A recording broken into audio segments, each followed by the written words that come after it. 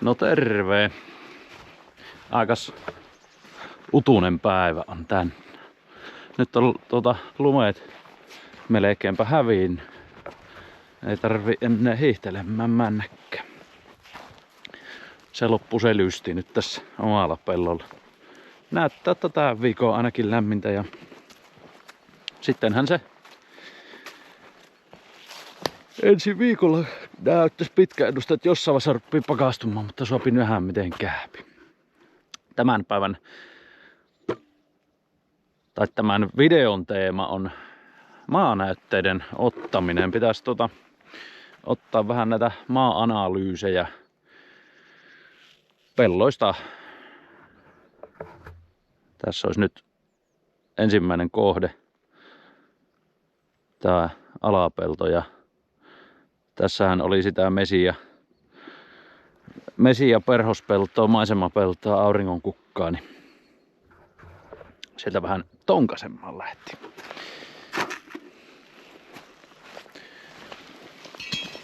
Siinä on työkalut, maanäytekaira, itse tein joskus.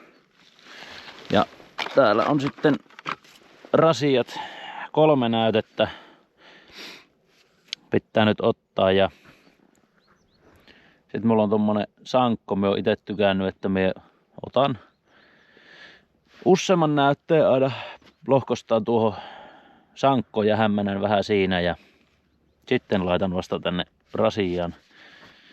Voisin ottaa rasiaa suoraakin, mutta tullaan vähän kattavammin sitten otettua, kun tuolla vähän tonkas on.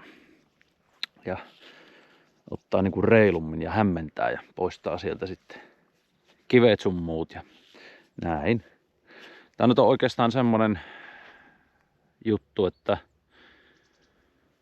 me ollaan siinä ympäristösitoumuksen valinnaisena toimenpiteenä yhtenä on nyt tämä maaperän seuranta, kun se oli vai mikä se nyt oli viralliselta nimeltään. Eli tässä tapauksessa niin täytyy nyt ottaa se NIR-maa-analyysi, joka on semmonen maan kasvukunnosta kertova.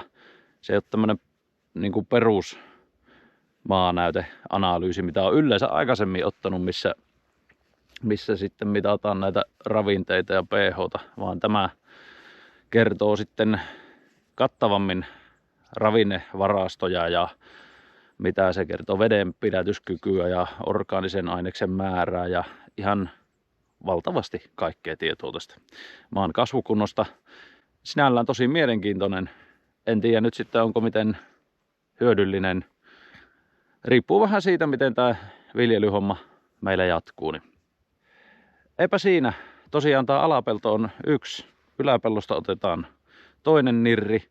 Ja sitten me otan ihan semmoisen perinteisen perusnäytteen otan tuosta avokesantolohkosta, mikä meillä oli. Koska se on nyt sitten semmoinen, että jos vielä innostuttaan vaikka mansikkaa laittamaan tai jotain muuta tuottavaa kasvia, erikoiskasvia, niin se on semmoinen lohko, mihin sitä todennäköisesti sitten seuraavaksi laitetaan ja siinä voidaan sitten hyödyntää niitä perusnäytteen tuloksia. Mutta eihän siinä kun pellolle. Ja luulen, jotta me aloitetaan nyt ihan tästä.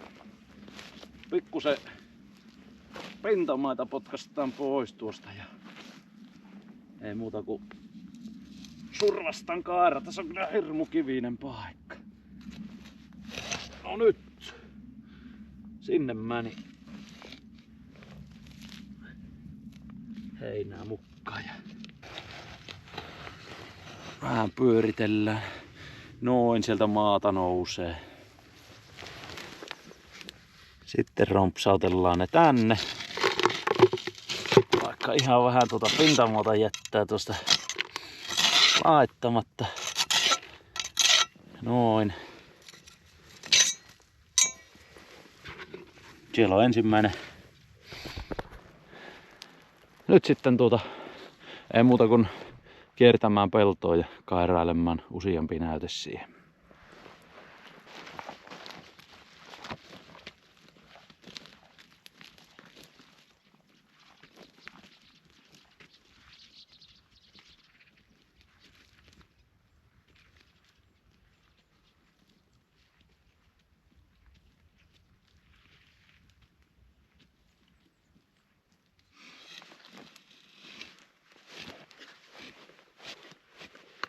Kivikö se siellä just sattuu? No suop siitä just. Kiveen jurskahti.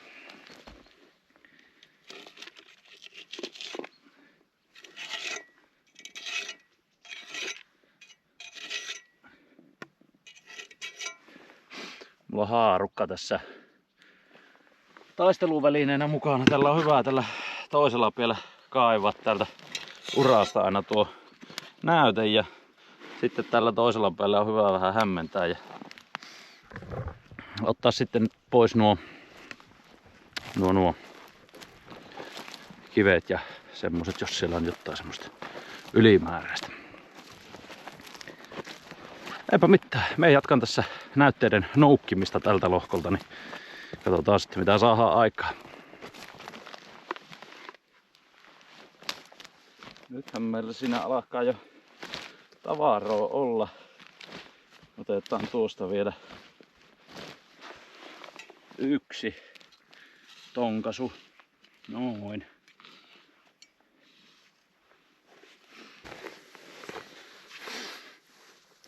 Multavan näköistä muota. Eikö olekin?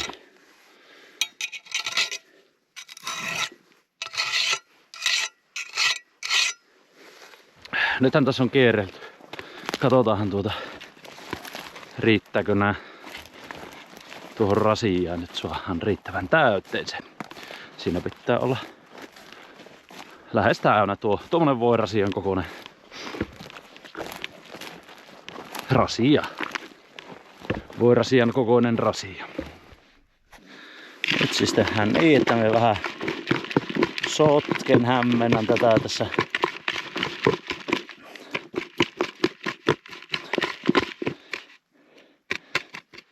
Jees, sehän näyttää nyt ihan asialliselta. Ei muuta kuin ykkösrasia ja sehän on tämä alapelto, niin laitetaan sinne.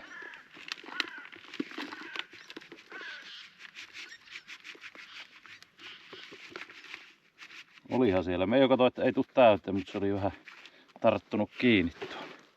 On siinä nyt tavaraa. Tavaraa on. Soorian moorian maita lähetetään laboratorioon. Sen verran, että saadaan tuo kans kiinni, niin taputellaan. Onko siinä vielä joku kivenmuru, mutta ei ne nyt pikku riikkiset haittaa. Se on siinä.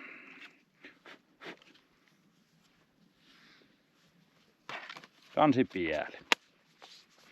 Näin. Sitten vaan sankko tyhjäksi ja siirrymme seuraavaan kohteeseen. Nyt mietin, että jos mennään tuohon ylös ja ottaa sen perusnäytteen siitä avokesantolohkolta. On tämmönen happirikas ilma. Nyt olisi hyvä olla lenkillä, mutta jonkunlaista lenkkeilyä on se tää pellollakin käveleminen. Ihan jätin tarkoituksella nyt mönkiä halliin. Mä ajattelin, että mennään jalkaisin, niin saadaan vähän liikuntaa. Hyötyliikuntaa. Eilen käytiin mökkilöiltä ottamassa nuo laiturit pois ja venneet käänneltiin. Ja tämmösiä nyt vielä talven valmistautumiskäpsämisiä on tässä suoritettu. Kaikki mehiläispesät on nyt suojattu. Toissa iltana käytiin niitä laittamassa ja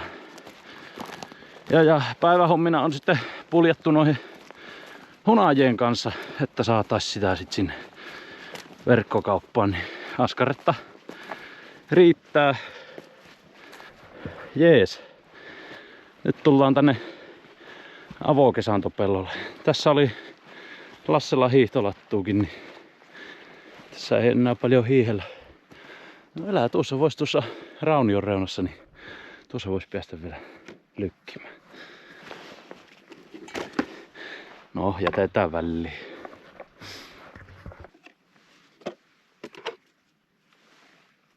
asiat suopi jää siihen. Ja tosiaan nyt sitten perusnäytettä tästä. Tää nyt on, no sielonkivi. Tää nyt on tosiaan semmonen lohko nyt sitten, että jos tässä vielä jonkunlaista aktiiviviljelytoimintaa harjoitetaan, niin tähän varmaan seuraavaksi istutellaan jotain mielenkiintoista. No ei oo totta, siihenkin napsahti.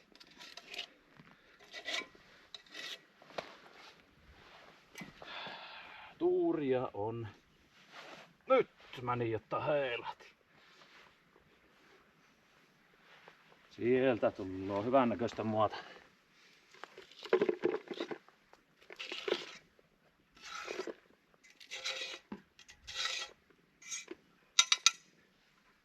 Noin. Homma jatkuu.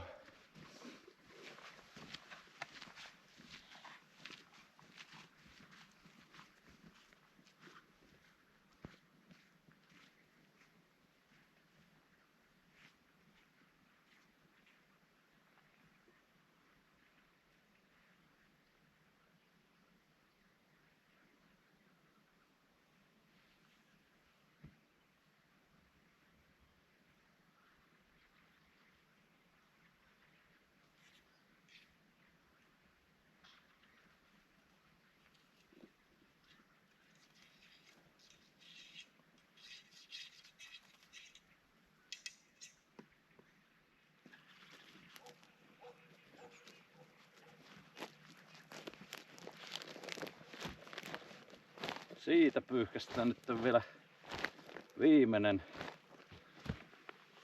viimeinen tonkasu. Ja kivi tietysti. Otetaan nyt vähän. Tietysti siinä on kivi. Lähtisikö se tuosta? Taitaa olla vähän kiveen muhjuu siinäkin. No. Jotain aika hyvin meni. Otamme sen. Sillä on joku mansikan juurakko vielä sattu tuo. Poistamme sen. Ja ei muuta kuin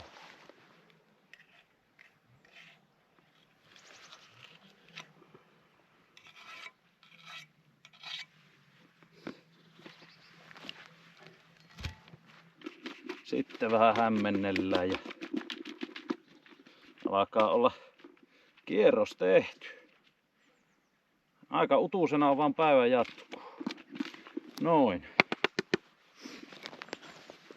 Eli tää on nyt viimeinen. Mie nappailin tuosta siitä kesantopellolta sen perusnäytteen ja nyt me on kiertänyt sitten kattavammin tätä lohkoja ja otin tästä nyt sen nirrin vielä, niin suohan sekin.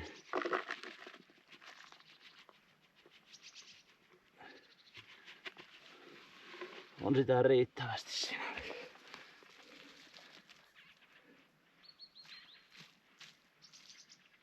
Onko siinä? Ei.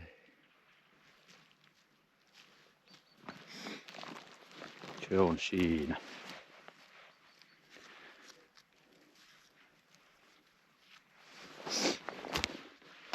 Eli 2 peruslohkolta pitää tuo nirri ottaa ja taitaa verollisena vajaa satkun maksottu.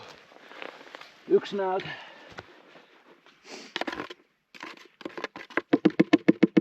Perusnäyte on sit vähän halvempi tuo minkä otin. Se ei ollut monta kymppiä tuo. Mikä nyt on siitä mahdollisesta tulevasta mansikkalohkosta. Tai jotakin. Sittenhän se on oikeastaan se helpoin ossuus. Tai semmonen ossuus mitä on tullut nimittäin harjoiteltuun tässä viime viikkojen aikana. Eli postittaminen. Niin voitte uskoa, että varmasti tuo postipaketin paketointin rakentaminen onnistuu aika näppärästi Lasselta. No tuosta nirrinäytteestä vielä sen verran, niin vaikka tuo onkin semmonen kattava kertoo siitä maan kasvukunnosta hyvin, niin ja siitä hyvin dataa saa, mutta kuitenkaan se ei nyt sitten siitä kasvitautitilanteesta, siitä se ei kerro, kun silloin keväällä oli vähän puhe sen mansikkalohkon suhteen, että kun siinä sitä ja niissä sitä jotain kasvitautia on, että olisin siitä näytteitä ottanut. En sitten keväällä käynyt ottamaan, kun vähän nyt aika mietityttämättä, mitä tuon mansikan kanssa tekemättä, niin kerkee sen vielä syksymälläkin. Ja nyt me kyllä syksyllä on vielä enemmän tullut siihen ajatukseen, että meillä ei kyllä varmaan mansikkaa niin kuin suuremmassa mittakaavassa tulla viljelemään. Että jos viljellään, niin se on sen verran vähäistä, että se menee itse poimijoilla. Eli olisi ajatus, että ei tarvitsisi kausityöntekijöitä palkata enää tuohon marjapuolelle. Mutta siitä kasvitautitilanteesta niin en ottanut vieläkään sinne jäänyt niitä kasvustoja purkamatta, että voidaan periaatteessa ottaa vielä keväällä, jos niikseen tulee, että kiinnostaa aika arvokkaat. Kyseli, oliko se 270 se lähtöhinta siinä tutkimuksessa, ja jos joudutaan tutkimaan lisää, niin sitten vielä lisää, niin sitten mä ajattelin, no okei, jos tietäisi varmasti, että nyt kyllä me panostetaan tähän ja varmasti laitetaan, niin sehän on halpa hinta, kannattaa se nyt ottaa. Se on pieni kustannus verrattuna siihen sitten, jos joku kasvitauti alkaa jylläämään ja viepi ne kasvustot, koska tuo mansikan perustaminen ei ole ihan halpaa lystiä. Joo, mutta maanäytteet on nyt otettu, laitetaan ne matkaan ja palataan taas. Ei kun morjes.